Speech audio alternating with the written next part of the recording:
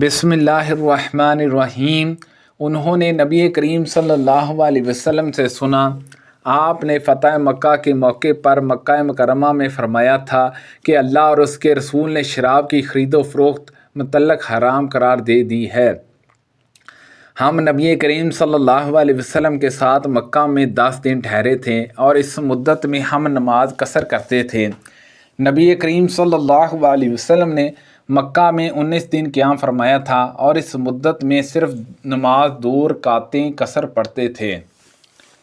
ہم نبی کریم صلی اللہ علیہ وسلم کے ساتھ سفر میں فتح مکہ کے بعد 19 دن تک مقیم رہے، اور عبداللہ بن عباس رضی اللہ عنہما نے کہا، ہم سفر میں 19 دن تک تو نماز قصر پڑھتے تھے، لیکن جب اس سے زیادہ مدت گزر جاتی تو پوری نماز پڑھتے تھے۔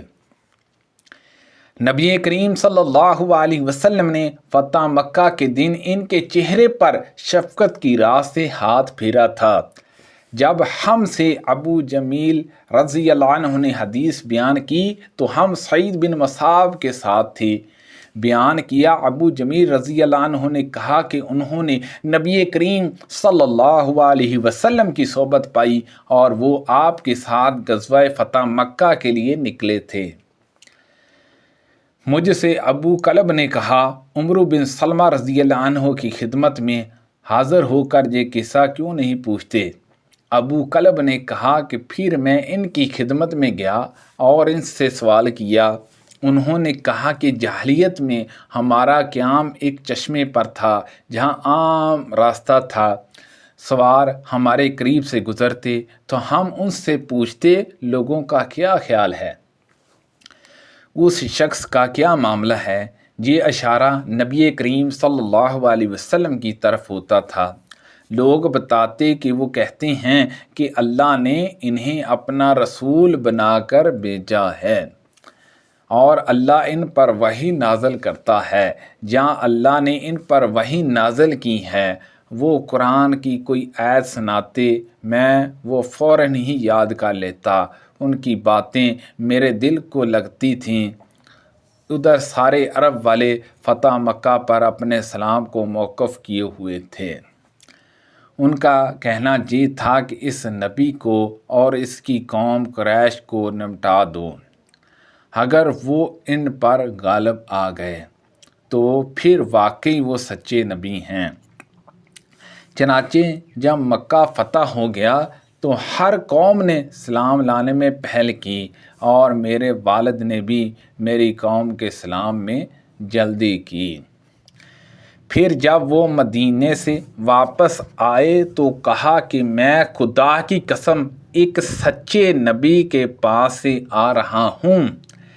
انہوں نے فرمایا ہے کہ فلاں نماز اس طرح فلاں وقت پڑھا کرو، اور جب نماز کا وقت ہو جائے تو تم میں سے کوئی ایک شخص اذان دے اور امامت وہ کرے جسے قرآن سب سے زیادہ یاد ہو۔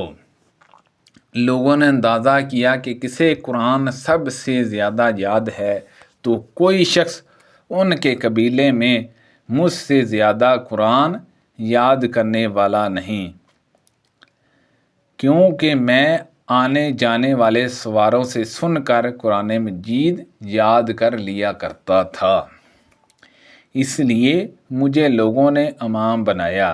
حالانکہ اس وقت میری عمر 6 یا 7 سال کی تھی اور میرے پاس ایک ہی چادر تھی۔ جب میں اسے لپیٹ کر سجدہ کرتا تو اوپر ہو جاتی اور پیچھے کی جگہ کھل جاتی۔ اس قبیلے کی ایک عورت نے کہا، تم اپنے قاری کا چوتڑا تو پہلے چھپا دو۔ آخر انہوں نے کپڑا خریدا اور میرے لیے ایک قمیض بنائی۔ میں جتنا خوش اس قمیض سے ہوا اتنا کسی اور چیز سے نہیں ہوا۔ عتبہ بن وقاص نے مرتے وقت زمانہ جاہلیت میں اپنے بھائی سعد بن ابی وقاص رضی اللہ عنہ کو وصیت کی تھی کہ وہ زماں بن لجاشی کی باندی سے پیدا ہونے والے بچے کو اپنے قبضے میں لے لے۔ عتبہ نے کہا تھا کہ وہ میرا لڑکا ہوگا۔ چنانچہ جب فتح مکہ کے موقع پر رسول اللہ صلی اللہ علیہ وسلم مکہ میں داخل ہوئے تو سعد بن ابی وقاص رضی اللہ عنہ اس بچے کو لے کر حضور اکرم صلی اللہ علیہ وسلم کی خدمت میں حاضر ہوئے اور ان کے ساتھ عبد بن زمع بھی آئے۔ سعد بن ابی وقاص رضی اللہ عنہ نے تو یہ کہا کہ یہ میرے بھائی کا لڑکا ہے۔ بھائی نے وصیت کی تھی کہ اسی کا لڑکا ہے، لیکن عبد بن زمع نے کہا یا رسول اللہ صلی اللہ علیہ وسلم، یہ میرا بھائی ہے، میرے والد زمع کا بیٹا ہے، کیونکہ انہیں کے بستر پر پیدا ہوا ہے۔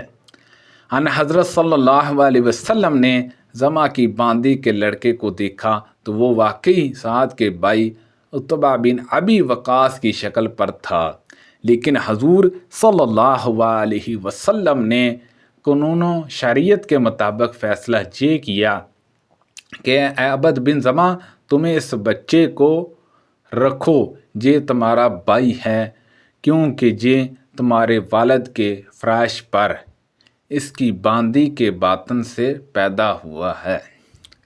لیکن دوسری طرف ام المومنین سودہ رضی اللہ عنہا سے جو زمع کی بیٹی تھی فرمایا سودہ، اس لڑکے سے پردہ کیا کرنا، کیونکہ آپ نے اس لڑکے میں عتبہ بن ابی وقاص رضی اللہ عنہ کی شہادت پائی تھی۔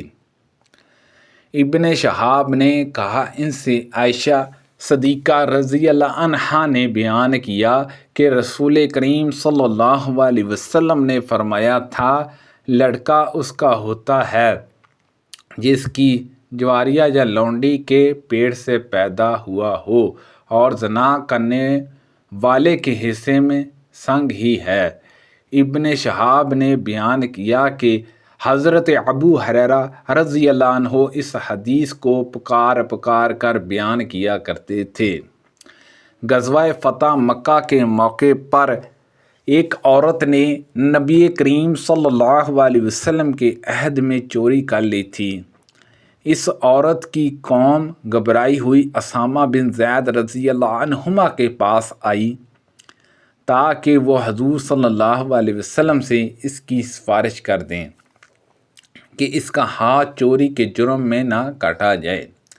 عروہ نے بیان کیا کہ جب اسامہ رضی اللہ عنہ نے اس کے بارے میں ان حضور صلی اللہ علیہ وسلم سے گفتگو کی تو آپ صلی اللہ علیہ وسلم کے چہرہ مبارک کا رنگ بدل گیا اور آپ صلی اللہ علیہ وسلم نے فرمایا تم مجھ سے اللہ کی قائم کی ہوئی ایک حد کے بارے میں سفارش کرنے آئے ہو؟ اسامہ رضی اللہ عنہ نے عرض کیا میرے لیے دعائے مغفرت کیجیے یا رسول اللہ صلی اللہ علیہ وسلم۔ پھر دوپہر بعد ان حضور صلی اللہ علیہ وسلم نے صحابہ رضی اللہ عنہما کو خطاب کیا، اللہ تعالیٰ کی اس کے شان کے مطابق تعریف کرنے کے بعد فرمایا اما بعد، تم میں سے پہلے لوگ اس لیے ہلاک ہو گئے کہ اگر ان میں سے کوئی معزز شخص چوری کرتا تو اسے چھوڑ دیتے، لیکن اگر کوئی کمزور چوری کر لیتا تو اس پر حد قائم کرتے، اور اس ذات کی قسم جس کے ہاتھ میں محمد صلی اللہ علیہ وسلم کی جان ہے، اگر فاطمہ بنت محمد رضی اللہ عنہا بھی چوری کر لے تو میں اس کا بھی ہاتھ کاٹوں گا۔ اس کے بعد حضور صلی اللہ علیہ وسلم نے اس عورت کے لیے حکم دیا اور ان کا ہاتھ کاٹ دیا گیا۔ پھر اس عورت نے صدقے دل سے توبہ کر لی اور شادی بھی کر لی۔ سبحان اللہ عز و جل۔ اللہ پاک سے دعا ہے کہ اللہ پاک ان حدیثوں پر عمل کرنے کی توفیق عطا فرمائے۔ پڑھنے میں کوئی غلطی کوتاہی ہو گئی ہو تو اللہ پاک معاف فرمائے۔ صدقہ جاریہ سے زیادہ لوگوں تک شیئر کیجئے۔ اللہ پاک ہم سب کو صحت و تندرستی والی زندگی نصیب فرمائے، آمین بجاہ النبی الامین صلی اللہ علیہ وسلم۔